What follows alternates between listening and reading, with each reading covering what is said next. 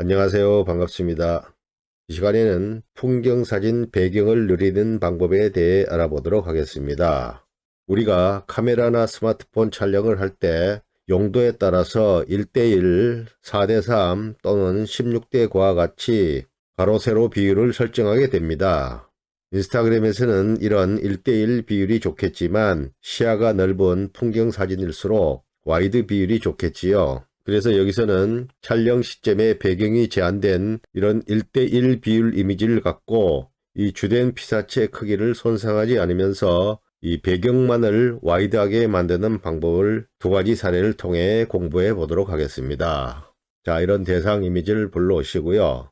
우리가 포토샵에서 이미지를 이렇게 자르기 도구를 통해서 줄일 수는 있습니다. 그러나 바로 늘릴 수 있는 방법은 없는데요. 그래서 이미지를 늘리고자 할 때는 상단 메뉴바에 가셔서 파일, 그리고 이 안에서 새로 만들기를 선택을 해줍니다.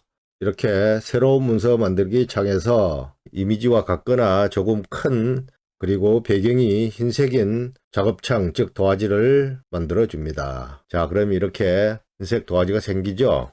이 위에 붙이고자 하는 이미지를 이렇게 불러오시고요. 여기서 전체 선택 컨트롤 A, 컨트롤 C, 컨트롤 V 이렇게 단축키를 이용하셔도 되고요. 또는 이 이미지를 마우스를 통해서 이렇게 드래그 하신 다음에 조금 전 만든 도화지를 선택하시고 다시 드래그해서 그 위에 놓아주시면 이렇게 붙이기가 됩니다. 그럼 이 상태에서 이미지를 한번 늘려 보도록 하겠습니다. 컨트롤 T를 하시고요. Shift 키를 누른 상태에서 이렇게 키워주시면 보시는 것처럼 피사체도 함께 커지죠. 확인해 보겠습니다. 비교를 해 보겠습니다. 자, 어떻습니까? 피사체가 이렇게 같이 커짐으로써 어색한 이미지가 되고 말았죠. 그래서 이 시간에 하고자 하는 내용은 이 이미지가 손상되지 않는 범위 내에서 배경을 늘리고자 하는 것입니다. 자, 원위치 하겠습니다. 여기서 크기도 도화지에 맞추도록 하겠습니다. 컨트롤 T를 해주시고요. Alt 키를 누른 상태에서 이렇게 적당히 조절해 주시면 일정 비율로 이렇게 확대가 되죠. 확인하겠습니다. 그리고 지금 보시는 것처럼 좌우에 여백이 남았죠. 이 부분을 늘려 보도록 하겠습니다. 먼저 툴바에 가셔서 세 번째 있는 이 올가미 툴을 선택해 줍니다. 올가미 툴에 보시면 올가미 도구가 있고 다각형 올가미 도구가 있죠. 이것은 이 두 가지 중에 편리하신 대로 사용을 하시면 되겠습니다. 먼저 다각형 올가미 도구를 사용해 볼까요? 선택을 해 주시고요. 이렇게 이 피사체를 중심으로 이렇게 선택을 해 줍니다. 자, 이렇게 하면 선택이 되죠. 이렇게 하셔도 되고요. 이번에는 위에 있는 올가미 도구 있죠. 이것을 이렇게 선택하신 다음에 이렇게 이미지를 따라서 적당하게 그려주시면 됩니다. 자, 그림자까지 하겠습니다. 자, 이렇게 선택을 해주시고요. 다음에는 상단 메뉴바에 가셔서 선택, 그리고 아래쪽에 선택 영역 저장을 클릭해 줍니다. 그 다음에 새로 생긴 창에서 이름을 지정을 해줍니다. 여기서는 쉽게 1, 2, 3이라고 입력을 하겠습니다. 확인해 주시고요. 그 다음 순서로 이 선택 영역을 해제를 해줍니다. 컨트롤 D를 하겠습니다. 자, 됐죠?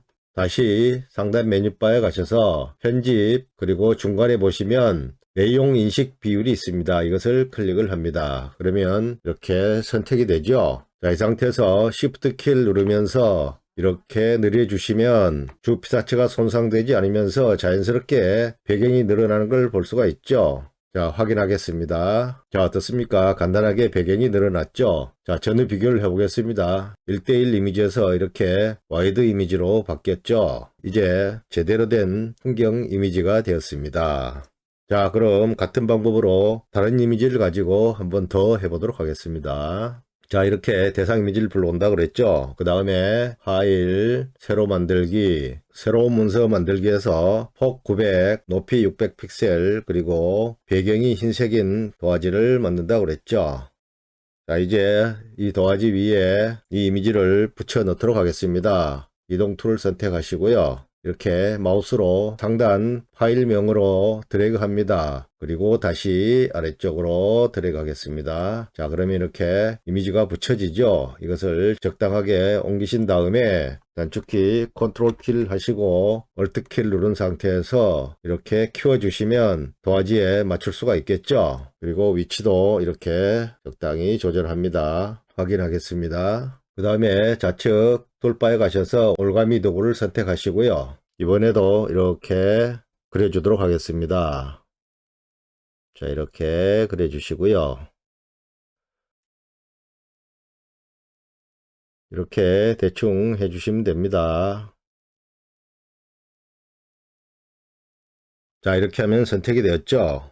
다시 상단 메뉴바에 가셔서 선택 영역 저장 이렇게 하시고요. 이번엔 이름을 4566으로 입력하겠습니다. 확인. 그 다음 순서는 선택 영역을 해제를 해야 되겠죠. 컨트롤 D를 합니다. 그럼 선택 영역이 해제가 되었습니다.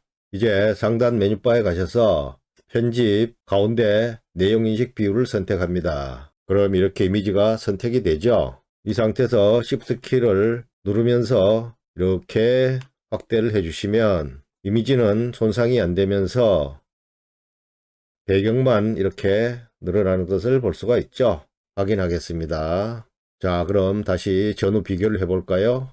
자, 어떻습니까? 이렇게 자연스럽게 배경이 늘어나는 것을 볼 수가 있습니다. 이렇게 배경을 늘리고자 하는 대상은 이런 풍경 이미지가 좋겠습니다. 흔적을 덜 남기면서 이렇게 자연스러운 모습으로 만들어 볼 수가 있겠습니다. 이렇게 해서 풍경사진 배경 늘리는 방법에 대해 알아보았습니다. 간단하고 쉽게 해볼 수 있으니 여러분께서도 천천히 따라해 보시고 작품에 변화를 더해 보시기 바랍니다. 지금까지 시청해 주셔서 대단히 감사합니다. 안녕히 계세요.